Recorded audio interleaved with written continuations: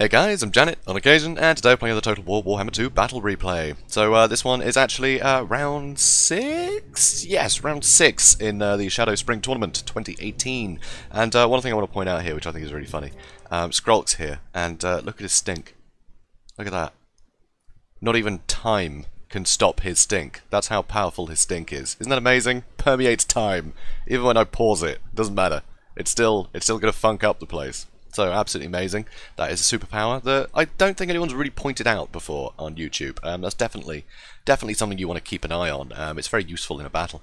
So as you can see here, I'm against the Tomb Kings, right? I'm against BlackIron battles, and so basically I've gone with a bit of a. It's just a mosh pit army, right? This is just charge forward and wait for things to die kind of build. So I have Skrulk, so Liber Bubonicus can be great against those single targets. Tomb Kings have great single target units that I can, whittle down right nicely. He's also got the Rod of Corruption. He's also got Pestilent Birth and the other summon. I forget what it's called. Come on. Let me see the stats. There we go. So yeah, he's got Pestilent Birth, and what's the other one called? Vermintide, of course. And he's also got Wither. So if I overcast that, that's minus 60 armor, which is huge. That'll really screw over some of the big constructs, which is fantastic. So really good spell to use. Also, every time I use it, it'll cause Plague Rash, which will lower speed and vigor, which, it helps. Also, you can see I have a Plague Priest. Don't have any spells on him. He's basically just there for the Mortis Engine effect and to tank some damage. But of course, he does have that leadership debuff when he attacks. He's got the magical attacks. He's a bit of a pain. Good anti-infantry though, so he's going to be good just fighting Tomb Guard and stuff. But basically, I just wanted the Mortis Engine effect that he's got. So that's going to be really useful.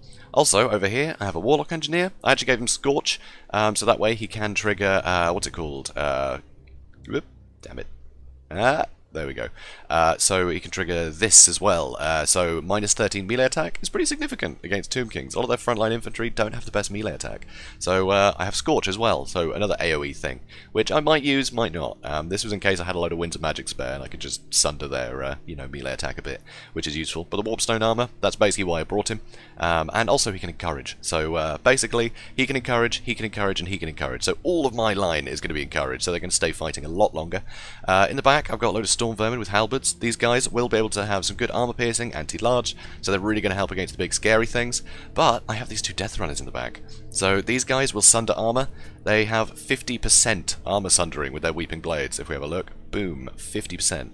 So if I can sunder armor by 50% and then lower it by a further 60, nothing in the Tomb King's roster is going to have much armor, which is brilliant. So it means I'm actually going to get good value out of these Clan Rats and the Clan Rat with spears. These guys will have to get some work done because, yeah, they're just going to be so sundered. Of course, I still have a load of armor piercing and stuff just in case these guys get picked down quickly. Still want to bring a lot of armor piercing, but these guys are going to help get every point of damage in, which is going to be huge. Also, I've got Rat Ogres. These guys are good for penning in units with their mass, and also they hit like trucks. They hit really hard, 83 weapon strength, and a lot of that is armor piercing, so they're pretty damn useful. So as long as I can keep them safe, make sure they don't get picked off by missiles, should be pretty good. So this is very much a one-trick pony. It's just a load of anti-large, anti-armor, armor sundering, and loads of AoE damage. Just so any prolonged engagement, I can just whittle down that health. So he might be regenerating stuff, but he's constantly going to be taking damage in his front line by 3 different sources, which is huge. So, as you can see, wow, he's close, isn't he? So here you can see BlackIron's gone with a frontline of Skeleton Spearmen. These guys have got good melee defense, so this can be pretty useful, It's going to be pretty handy. But he's also got, in the back, he's got the Tomb Prince. He didn't bring the Curse with him, so he's not about to rampage my guys. But he does have, what's it called? This thing here, the Blade of Sotek, which will be good for lowering armor of anything scary. So that'd be quite useful for helping kill, my... Storm Vermin with halberds, stuff like that. And he's also got Guardian, which will add plus 22% physical resist to Cetra, which is very scary. So Cetra, absolute machine. Usually you see, what's it called? Don't say Nagash, not Nagash, Nagash Jr. You know the one I mean. Right? Arcan, there we go. I can remember things. Usually Arcan is a pick. more competitive pick, but the Tomb Blade is banned in this tournament because it's totally overpowered. It heals constructs and everything. It's ridiculous. So anyway, so he's got Cetra with a whole host of spells, but he's going to be an absolute machine on that thing. So also he's got 2 Ushabti Great Bows. He's running forward with them a lot though. This is definitely a miss micro, and he's also got some Ushabti here, and he's got the Tomb Scorpion running in, and in the back he's got some Tomb Guard, which are going to be far more resilient, but their armor isn't very high, so I can put their armor to 0 very easily. But these guys I really like as a pick. The Kepra Guard, they have magic attacks, so they can negate any physical resist, you know, in a Skaven army, which is usually huge, but the only things I actually have with physical resist are the Death Runners, which is quite surprising, because Skaven have a lot of things with physical resist. But, you know, still, I think it's a great pick. They'll do a lot of damage, very good combat stats, and, you know, they regenerate. They're just very scary. So I think Kepra Guard are a great pick. So we're going to move things along because, well, we've already engaged, you know. But anyway, so charging in. So their front line is just going to have all these withering effects on it, which is pretty nice. My Death Runners, I'm actually running around because I want to get them on top of these Ushabti, because if I can sunder their armor by half, they're going to be losing 50 armor, which is pretty huge. I'm also going to get my Rat Ogres on top of these guys, stop them firing, because the combined, you know, effect of these guys is going to be pretty rough.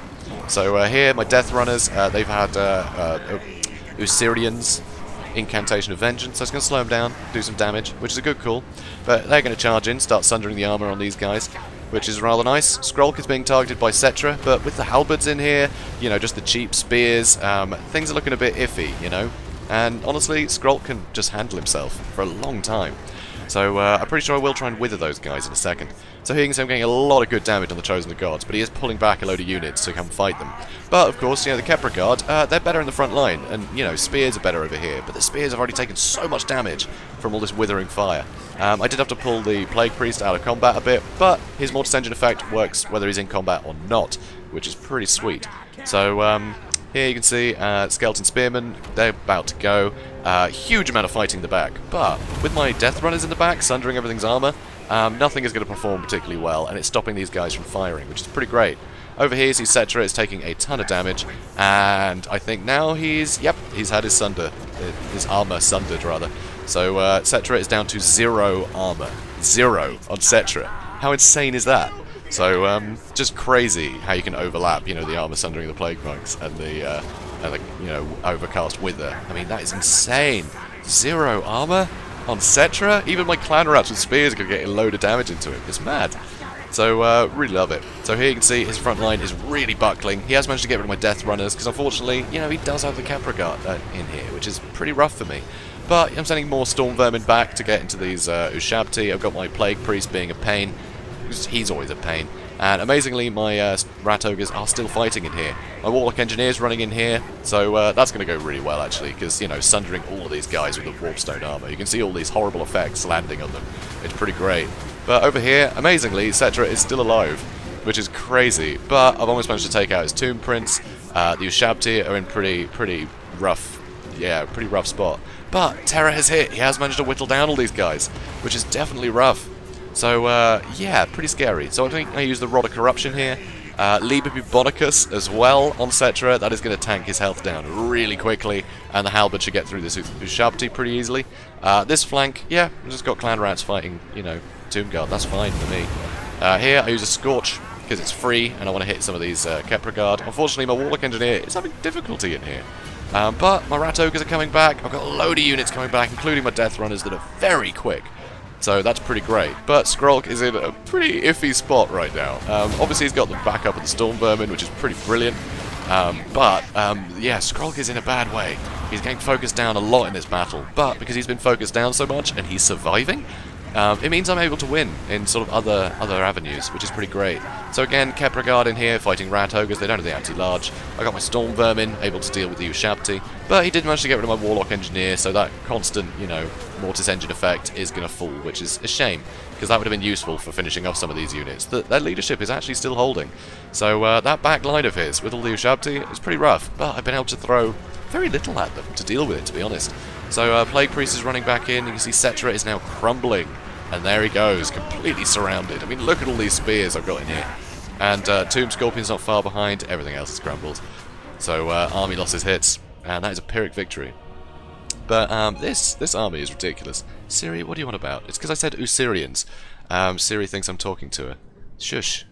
It's just, ugh, phones. Anyway, so yeah, oh yeah, I was called Battle Pizza at the time. That's normal, don't worry about it. But yeah, it was a pretty pitch battle, but I just think this build, it's a real one-trick pony. If he'd gone with sort of more, if he'd gone with some archers, like as well as the, you know, that strong back line, you know, the archers could have done some real damage to, you know, to my death runners before they could start sundering all the armor. You know, if he was able to get rid of them early, then the rest of my army wouldn't have got quite as much value, which would have been really useful. If he had things like Nehekara Horsemen, that would have been great. Right, you know, just be able to just cycle charge with them, just to get rid of all the, you know, lightly armoured stuff in my army. I think he could have been a bit more sort of kitey. But I think the main sort of, the main issue there is he got his grouping a bit wrong, and he charged his Ushabti with great bows forwards when he really should have just started shooting at me, which is a real pity. So, you know, it happens though, it happens. So it was a real pity.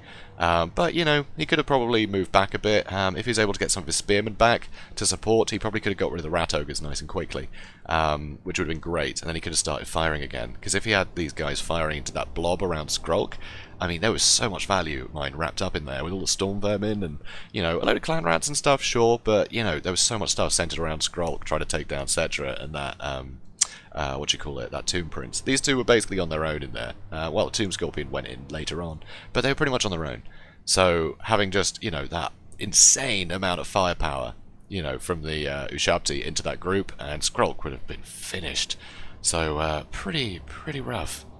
So, yeah, definitely fun one though. BlackIron, very cool player, very good dude. So go check out his channel. He's running a Blood Bowl league, which is awesome. Gotta love Blood Bowl. It's more, you know, Warhammer fantasy antics, but with you know, American football or rugby influences, which is, you know, a little bit different. So definitely a lot of fun. So go check out his channel for that. And he will be doing, I think he's doing another league shortly. I think the first one is beginning to wrap up, and I think he is having subscribers join as well. But you've got to go and subscribe to him, you know, to get messages about that. So you want to do that because it's great fun. So I know this is supposed to be about Warhammer Total War, but you know, Blood Bowl, it's great. So shut up. Anyway, so guys, if you enjoyed this, please do comment, like, and subscribe. Be sure to check out BlackIron, and yeah, have a good one, guys.